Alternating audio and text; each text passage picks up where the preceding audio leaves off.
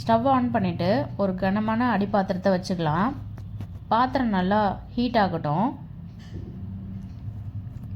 Heat ஆனதுக்கப்புறமா 2லேருந்து 3 table spoon oil add பண்ண போகிறேன். ஆயில் ஆட் பண்ணியாச்சு. ஆயில் நல்லா ஹீட் ஆகட்டும். ஹீட் ஆனதுக்கப்புறமா இந்த ஸ்டேஜில் கொஞ்சோண்டு சோம்பு,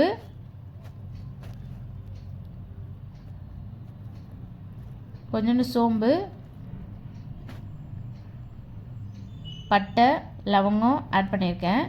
பிரியாணி இலை இருந்துச்சுன்னா பிரியாணி இலை ஆட் பண்ணிக்கோங்க. 2லேருந்து 3 வெங்காயம் கட் பண்ணி வச்சுருக்கேன். அதை இப்போ ஆட் பண்ணிடலாம். ஆனியன் நல்லா வதங்கட்டும். இந்த கேப்பில் நான் 6-7 பச்சை மிளகாய் கீறி வச்சுருக்கேன்.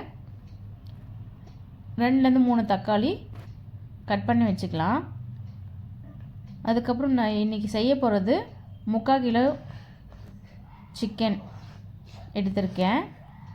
ஸோ அதுக்கு தேவையான ரைஸை நம்ம முன்னாடியே ஊற வச்சுக்கலாம். 2லேருந்து 3 டம்ளர் எடுத்திருக்கேன் ரைஸு. இந்த ரைஸை நல்லா வாஷ் பண்ணிவிட்டு ஹாட் வாட்டரில் இந்த ரைஸை மூடி போட்டு வச்சுருக்கேன். இப்போது 6-7 பச்சை மிளகாய் அதில் ஆட் பண்ணிட்டேன். நல்லா வதங்கினக்கப்புறம் அந்த 2 தக்காளியும் ஆட் பண்ணிக்கிறேன். தக்காளி நல்லா ஆட் பண்ணிவிட்டு நல்லா வதங்கட்டும். வதங்கினக்கப்புறமா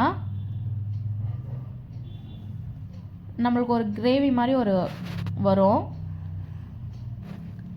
ஆக்சுவலாக இஞ்சி பூண்டு நான் இதுக்கப்புறம் தான் ஆட் பண்ண போகிறேன். நல்லா வதங்கட்டும். வதங்கினக்கப்புறமா நம்ம இஞ்சி பூண்டு பேஸ்ட் ஆட் பண்ண போகிறோம்.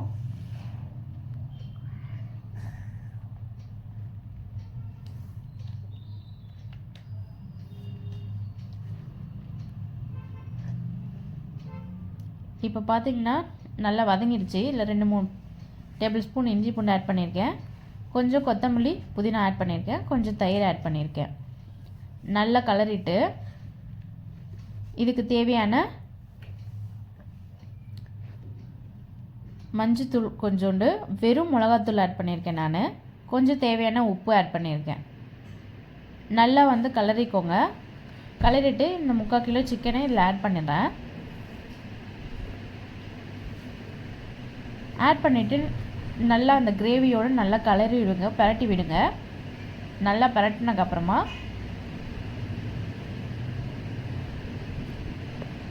கொஞ்சம் நேரம் மூடி போட்டு சிக்கன் கொஞ்சம் நேரம் வேகட்டும்.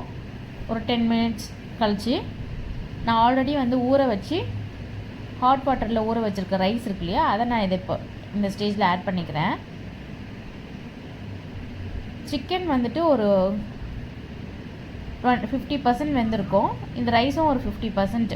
ரெண்டும் ஆட் பண்ணும் போது கொஞ்சம் ரெண்டுமே சேர்ந்து ஒரே டைமில் ரெடி ஆகிடும். நல்லா கலரி விட்டுட்டு இதில் கொஞ்சம் உப்பு காரம் இருக்கான்னு நம்ம செக் பண்ணிக்க போகிறோம். செக் பண்ணியாச்சு. எனக்கு இந்த ஸ்டேஜில் கொஞ்சம் உப்பு கம்மியாக இருந்த மாதிரி இருந்துச்சு. அதனால் தேவையான உப்பு ஆட் பண்ணியிருக்கேன். உங்களுக்கு வேணும்னா காரம் ஆட் பண்ணிக்கோங்க. வேணுன்றவங்க நெய் 1 ஸ்பூன் நெய் ஆட் பண்ணிக்கலாம். பட் ஆனால் நெய் நான் ஆட் பண்ணலை. நல்லா இது பண்ணிவிட்டு மீடியம் ஃப்ளேமில் ஒரு 10 மினிட்ஸ் வைங்க. அதுக்கப்புறம் ஒரு 10 மினிட்ஸ் லோ ஃப்ளேமில் வச்சுட்டு 10 மினிட்ஸ் கழித்து ஓப்பன் பண்ணி பார்த்தீங்கன்னா சுவையான சிக்கன் பிரியாணி ரெடி. இதுதான் என்னோடய ஸ்பெஷல் சிக்கன் பிரியாணி ரெடி ஆயிடுச்சு. வாங்க சாப்பிடலாம்.